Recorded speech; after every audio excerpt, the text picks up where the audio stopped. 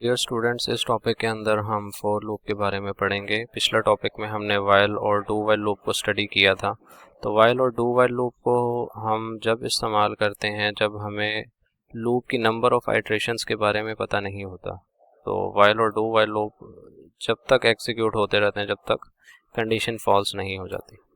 तो for loop को हम इस्तेमाल करते हैं जब हमें लूप की नंबर ऑफ आइट्रेशंस के बारे में पता होता है कि लूप ने कितनी मरतबा एग्जीक्यूट होना है। तो अगर हमने किसी भी टास्क को specific number of times repeat करना है तो हम फॉर लूप को इस्तेमाल करते हैं। तो इसके अगर हम सिंटेक्स की बात करें तो फॉर का कीवर्ड हम यूज़ करते हैं और उसके बाद स्मॉल ब्रैकेट्स के अंदर हम इसके 3 पार्ट्स मेंशन करते हैं, जिसमें सबसे पहले इनिशियलाइजेशन आ जाती है, उसके बाद कंडीशन आ जाती है और थर्ड नंबर पे इसका इंक्रीमेंट या डिक्रीमेंट पार्ट है। और उसके बाद करली ब्रेसेस के अंदर हम फॉर लूप की बॉडी का कोड लिखते हैं। तो जब तक कंडीशन फॉल्स नहीं हो जाती फॉर लूप एग्जीक्यूट होता रहेगा। तो अब हम देख लेते हैं कि फॉर लूप काम कैसे करता है। तो सबसे पहले इनिशियलाइजेशन पार्ट आ जाता है, जहाँ पे हम किसी भी वेरिएबल की वैल्यू को इनिशियलाइज करते हैं जो कि लूप की स्टार्टिंग वैल्यू कहलाती है कि लूप ने स्टार्ट कहाँ से होना है। तो हम वेरिएबल की वैल्यू को इनिशियलाइज करवाते हैं ताकि लूप स्टार्ट हो सके।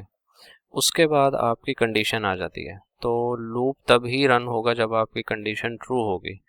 तो थर्ड नंबर पे लूप की बॉडी एग्जीक्यूट होती है। तो अगर कंडीशन ट्रू है तो लूप की बॉडी एग्जीक्यूट होगी और उसके बाद फोर्थ नंबर पे वेरिएबल की वैल्यू में या तो इंक्रीमेंट किया जाएगा या डिक्रीमेंट किया जाएगा हर आइट्रेशन के बाद। तो यही प्रोसेस स्टेप नंबर 2 से स्टेप 4 तक रिपीट होता रहेगा जब तक कंडीशन फॉल्स नहीं हो जाती। तो अब हम कोड एडिटर के अंदर प्रैक्टिकली इसको इम्प्लीमेंट करके देखते हैं। तो अब हम कोड एडिटर के अंदर मौजूद हैं और यहाँ पे हम फॉर लूप की मदद से 5 नंबर्स को प्रिंट करवा के देखेंगे। सबसे पहले मैं फॉर का कीवर्ड लिखूंगा और उसके बाद मैं स्मॉल ब्रैकेट्स लगाऊंगा और फॉर लूप की बॉडी के लिए मैं करली ब्रेसेस को यूज़ करूंगा। तो फॉर लूप के अंदर सबसे पहले मैं वेरिएबल की वैल्यू को इनिशियलाइज करूंगा। लेट्स से मैं एक वेरिएबल लेता हूं i, जिसको मैं 1 के साथ इनिशियलाइज करवा देता हूं। उसके बाद हम सेमीकोलन लगाएंगे और अब हमारी कंडीशन आ जाएगी जिसकी बेस पे फॉर लूप ने एग्जीक्यूट होना है। तो यहाँ पे हम कंडीशन लिखते हैं कि वेरिएबल i इज़ लेस और इक्वल टू 5। तो जब तक i की वैल्यू 5 के बराबर है या 5 से छोटी है तो ये लूप एग्जीक्यूट होता रहेगा। उसके बाद हमारा इंक्रीमेंट पार्ट आ जाता है। तो चूंकि हम यहाँ पे इंक्रीजिंग ऑर्डर में नंबर्स को डिस्प्ले करवाना चाहें तो हम i की वैल्यू में सिंपली इंक्रीमेंट करवा देंगे और इसकी बॉडी के अंदर हम सिंपली i की वैल्यू को प्रिंट करवाएंगे। तो यहाँ पे हम लिखेंगे इको वेरिएबल i और हम साथ ही ब्रेक का टैग यूज़ करेंगे ताकि हर नंबर जो है वो नई लाइन के अंदर आ जाए।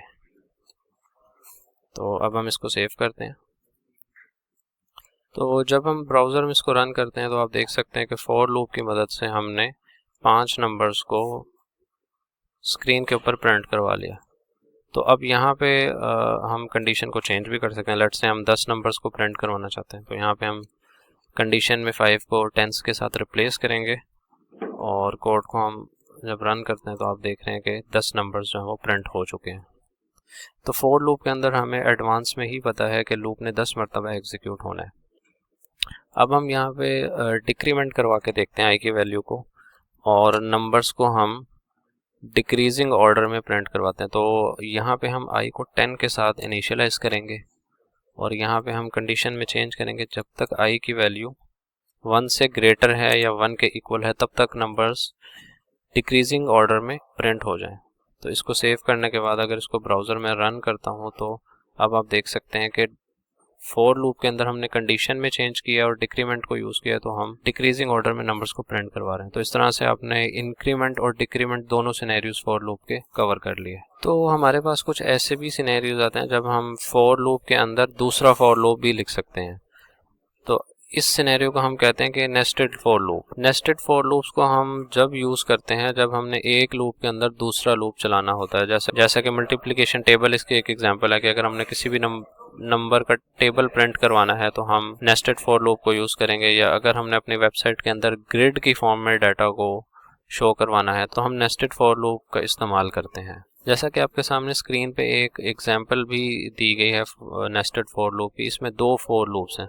जो आपका पहला लूप है वो i की वैल्यू को कंट्रोल करेगा और जो दूसरा फॉर लूप है वो वेरिएबल j को कंट्रोल करता है। तो इस एग्जांपल में हर i की वैल्यू के लिए अंदर वाला लूप j की वैल्यूज को चेंज करता है। फॉर एग्जांपल अगर i की वैल्यू 1 है तो जब i की वैल्यू 1 होगी तो j 1 से 3 तक चलेगा, फिर इसी तरह जब i की वैल्यू 2 होगी फिर दोबारा j जो है वो 1 से 3 तक चलेगा। ऐसे ही जब i की वैल्यू 3 होगी तो j जो है वो दोबारा 1 से 3 तक एग्जीक्यूट होगा। तो इस तरह ये लूप एक मल्टीप्लिकेशन टेबल बनाता है जो 1 से 3 तक के नंबर्स की आउटपुट को शो करता है। इसको हम ब्राउजर में इसकी आउटपुट को देखते हैं। तो ब्राउजर में आप देख सकते हैं कि आपके सामने टेबल जो है हमने प्रिंट करवाया है, जैसे कि सबसे पहले हमने 1 का टेबल प्रिंट करवाया 3 तक, एंड उसके बाद हमने 2 का टेबल प्रिंट करवाया 3 तक, एंड सिमिलरली 3 का टेबल हमने 3 तक प्रिंट करवाया। तो यहाँ पे जो स्क्रीन के लेफ्ट साइड पे 1 है और 2 है ये और 3 है, ये सारी i की वैल्यूज हैं, और जो मल्टीप्लिकेशन सिंबल के राइट साइड पे वैल्यूज है जैसे ये वाला 1 और 2